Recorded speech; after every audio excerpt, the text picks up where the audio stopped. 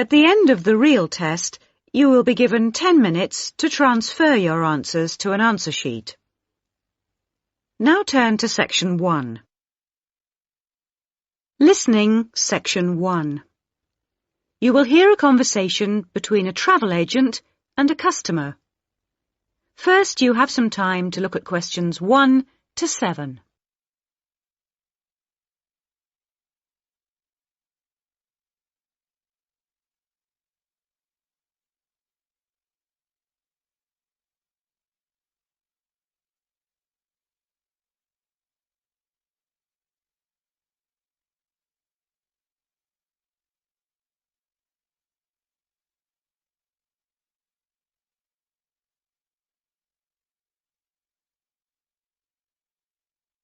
You will see that there is an example that has been done for you.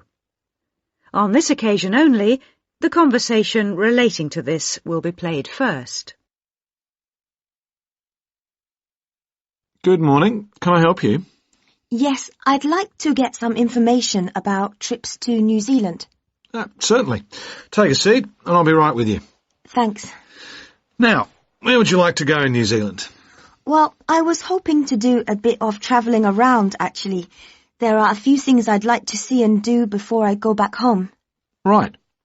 One thing I really want to do is go to Christchurch. I have relatives living there that I can stay with, my mother's cousin, and I've heard it's a nice place.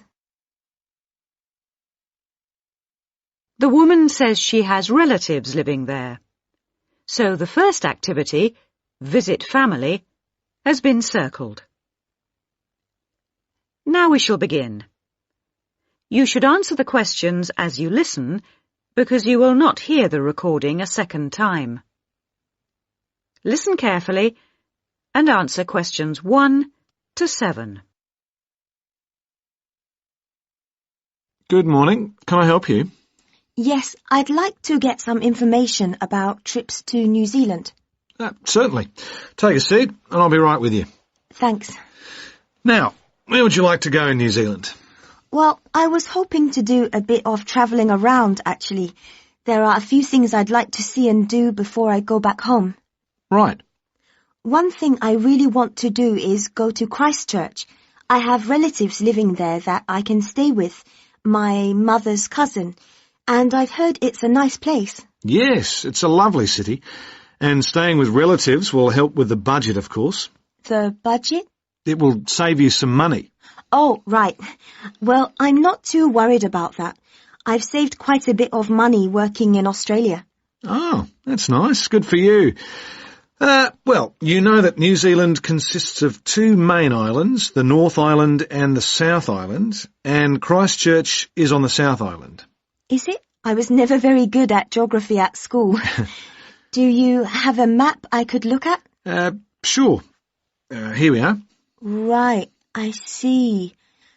And, well, then I'd also like to spend some time in Auckland, and maybe I could do an English language course there. Can you organise that sort of thing for me? Oh, certainly. We'd be happy to arrange that. But bear in mind that Auckland is in the North Island. Okay. And I'd also like to do some skiing or maybe even some snowboarding. I hear New Zealand is a great place for that. Yes, absolutely. But you should go to Auckland first for your studies, and then you can get the ferry across to the South Island and take the bus down to the snow. Oh, I don't like boats very much. I'm not much of a sailor. I think I prefer to fly. Right. What about joining a walking tour? That could be really fun.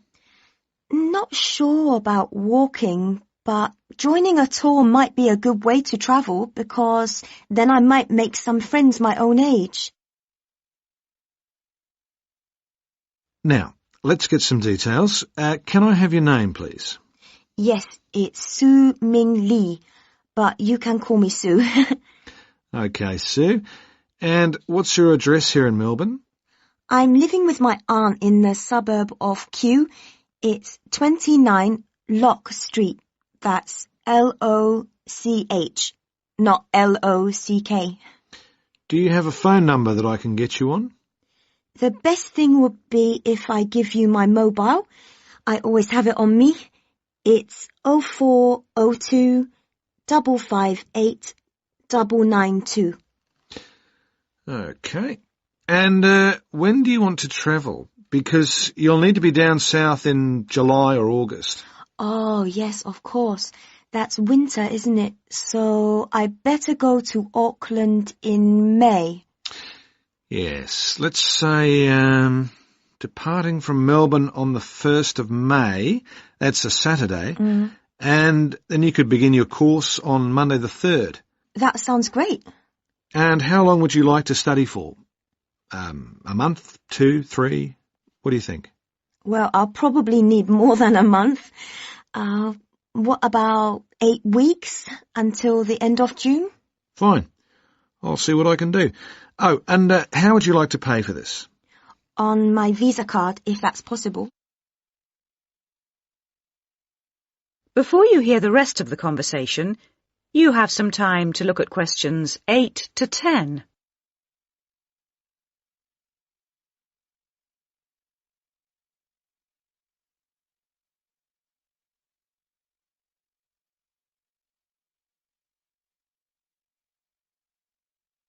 Now listen and answer questions 8 to 10. Hello, Sue. It's Angelo from Cosmos Travel here. I've booked your flight and I've found you an English college called the Harbour Language Centre. Great. Where exactly is that? Well, have you got that little map I gave you yesterday? Yes.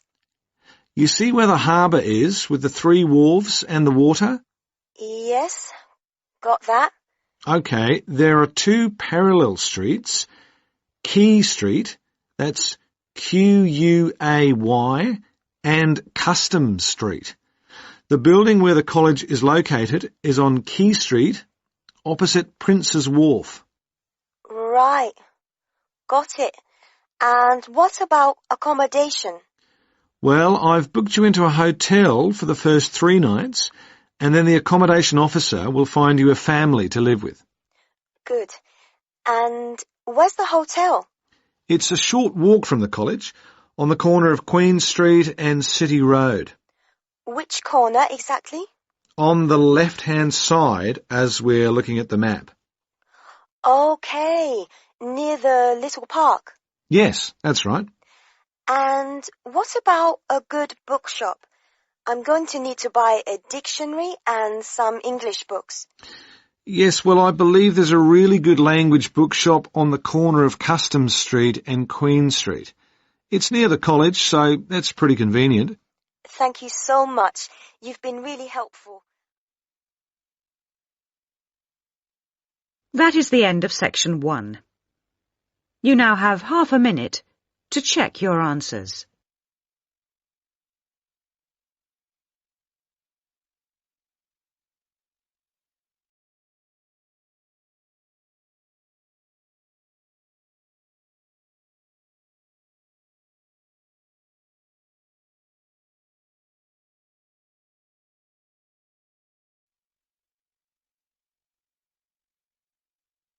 Now turn to Section 2.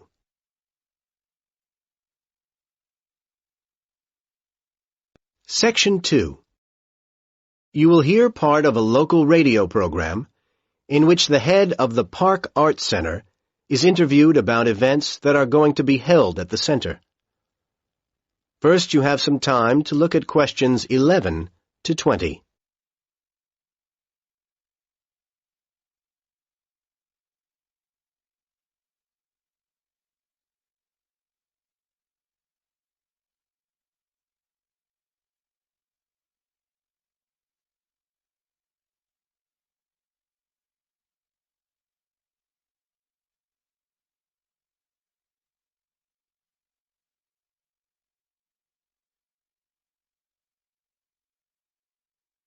Now listen to the conversation and answer questions 11 to 20.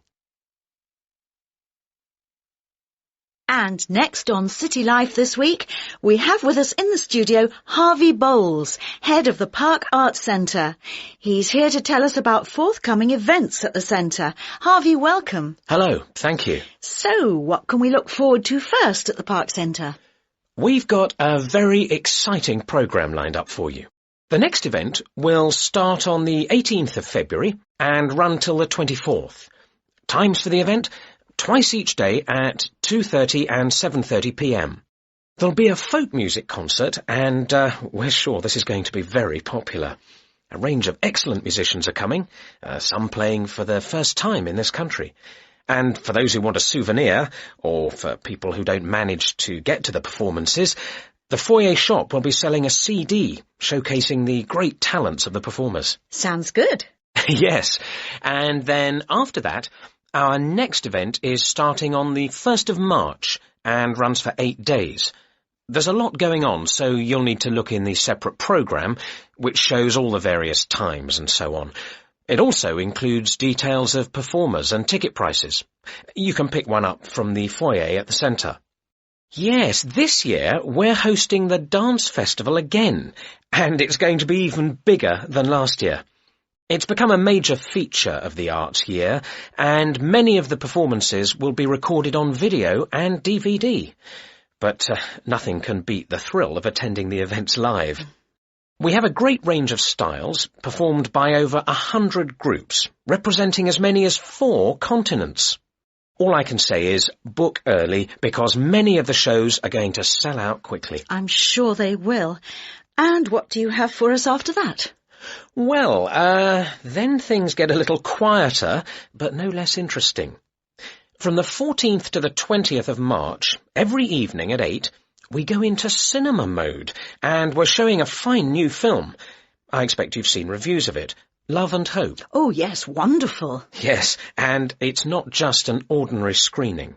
We're delighted that each screening will be introduced by a short lecture by the producer, who will also leave a little time for questions from the audience.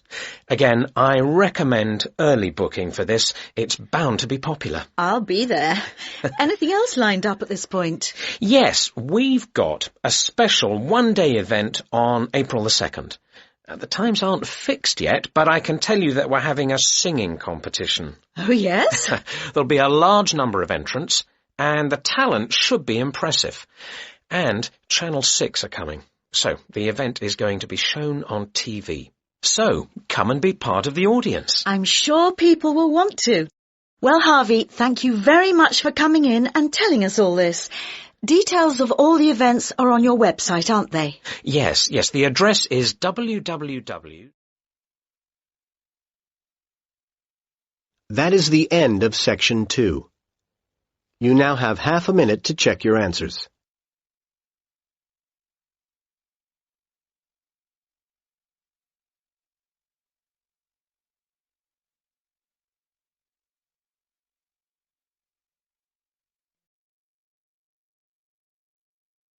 Test 4, Section 3.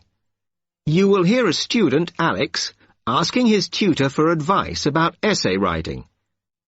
You now have 30 seconds to read questions 21 to 27.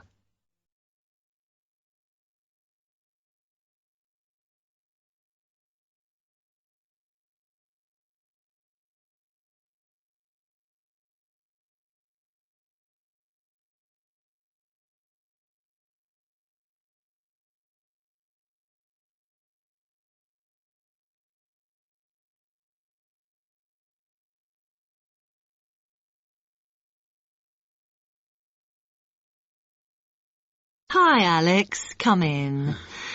I gather you wanted some help with writing essays. Yes, I'm finding this first term difficult, and I'm worried about the assignments we have to do for January. Well, let me see if I can help. You shouldn't panic about it, because essay writing is a very straightforward process, really. What it involves is organising the information that you want to include. You shouldn't have more than you can easily manage within the word count. Make sure you haven't got too much or anything irrelevant. Mm-hmm. You need to look at that and work out what you need and what you don't need before you start. And then you just have to think about how you're going to put forward your argument. Oh, that sounds very straightforward when you put it like that. But I'm worried I haven't got the necessary skills for writing an effective essay because English is my second language. Well, perhaps you misunderstand the skills you need.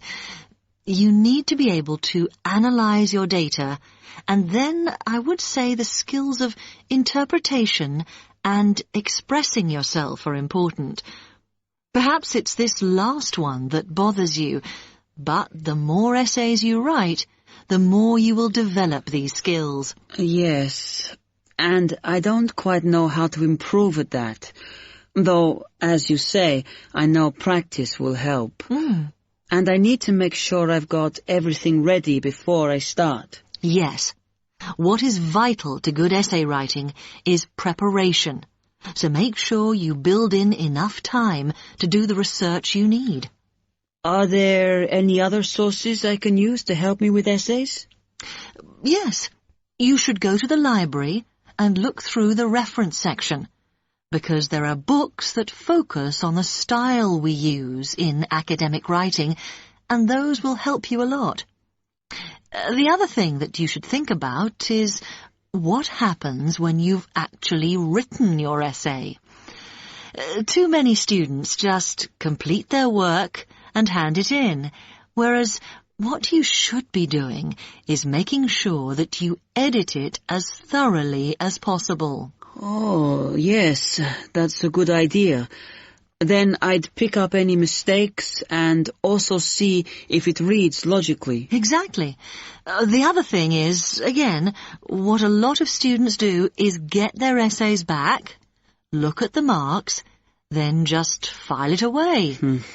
They don't realise that if they checked it through and looked at what the tutor had written, then they can learn from their old essays. Yeah, I can see that's a good idea. So, is that okay? You can always come back to me. You now have 15 seconds to read questions 28 to 30.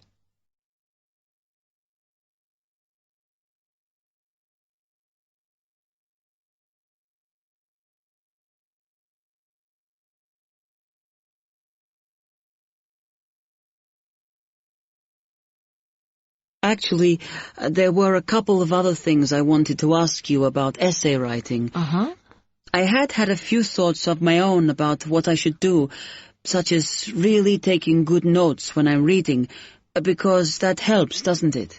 I think it improves your knowledge rather than your actual writing. But one tip I can give you is to try and not read too much. Otherwise, you end up including irrelevant material in your essay. Remember to stay on task. Yes.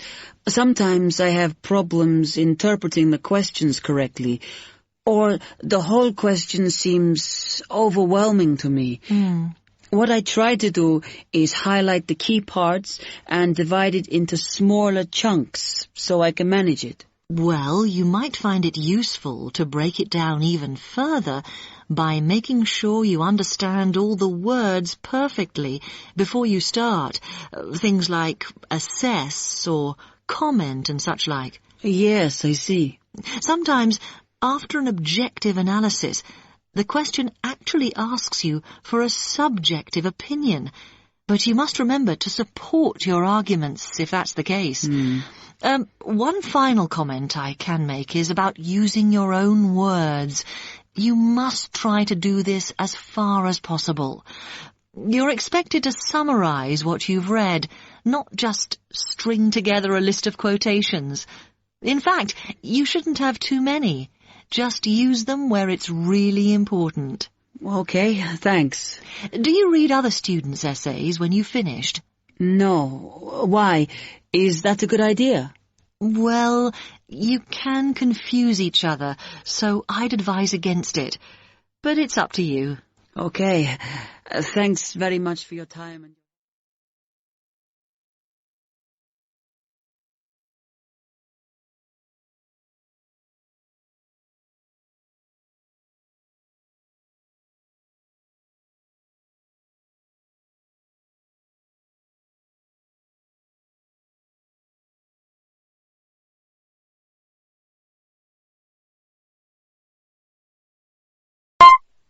You will hear the beginning of a lecture about turkey farming. First, you have some time to look at questions 31 to 40.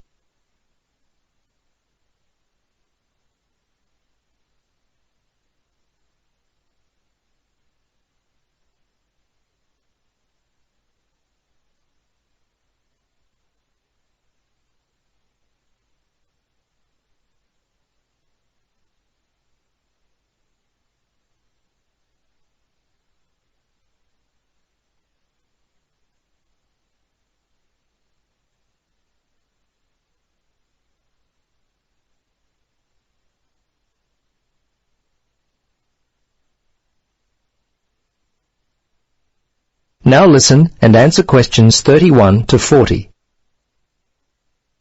Good morning, everyone. Ever since it was first served and eaten at the wedding feast of Charles XI of France and Elizabeth of Austria way back in 1570, the consumption of turkey meat has continued to grow. In recent years, the popularity and subsequent interest in turkey farming has also grown substantially, and along with this interest, there have been a number of significant changes which have occurred in turkey production, which I'd like to point out to you all. In some of the larger companies in the UK, understanding of genetics has been used to good effect, with selected stock showing an increase in growth rate and a higher proportion of lean white breast meat. Turkey breeding companies operating from the UK have achieved an important position in the European market, as well as having a part of the market share in the USA. Knowledge of the nutrient requirements of turkeys has also advanced, and diets to exploit the genetic potential for rapid growth have been formulated with great precision. Canada and North America have led the way in this area. Different feeding strategies are employed within the industry to control the nutrient intake of breeder flocks. These management techniques usually involve limiting the availability of feed, especially to the older males. The intention is to slow down growth rate, thus reducing the likelihood of leg disorders and to maximise breeder production. Throughout the world, the most serious infectious diseases that have impacted upon turkey health are now almost entirely controlled due to improvements in site hygiene and the introduction of live and killed vaccines. In addition, the geographical isolation of turkey-growing farms remains an important means of limiting the spread of disease. Now, throughout the USA and Britain, controlled environment housing now operates with greater precision since the ventilation requirements of the stock are better understood. Approximately 90% of the birds in the UK, for example, are produced in large flocks on commercial sites which require precise control of temperature. Feeding and drinking systems have been increasingly mechanised in order to improve efficiency and to ensure that the birds receive adequate fresh feed and water. Equipment such as artificial lighting is also used to overcome the long winters in some of the more extreme areas of the world. While quite popular early on, a vast majority of turkeys are no longer beak trimmed. However, in most cases where birds are kept in natural daylight, the beaks are usually trimmed when the birds are only a few days old.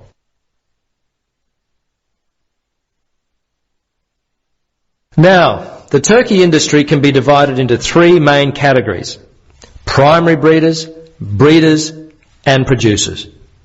The primary breeders maintain and develop the quality of the genetic stock within the population by selection of the most suitable individuals. Primary breeders sell parent stock to breeders either as hatching eggs or as turkey chicks, which, by the way, are commonly referred to as poults. General characteristics that are important to the health and welfare of the birds are taken into account in breeding.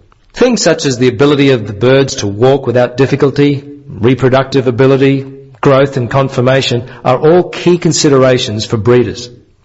Breeders multiply their growing stock by mating parents bought from the primary breeder.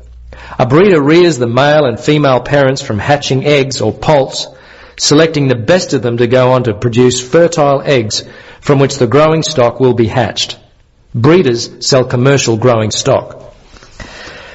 Turkey producers can be divided into two groups: relatively large companies whose farms produce turkeys all year round, and relatively small companies and farmers whose farms produce turkeys primarily for the seasonal market. The non-seasonal producers account for approximately 90% of the output of the UK industry and are dominated by three major companies. The seasonal producers account for the remaining approximately 10%. The busiest time of year for producers, large and small, is clearly the October to December quarter. That is the end of section 4. You now have 30 seconds to check your answers.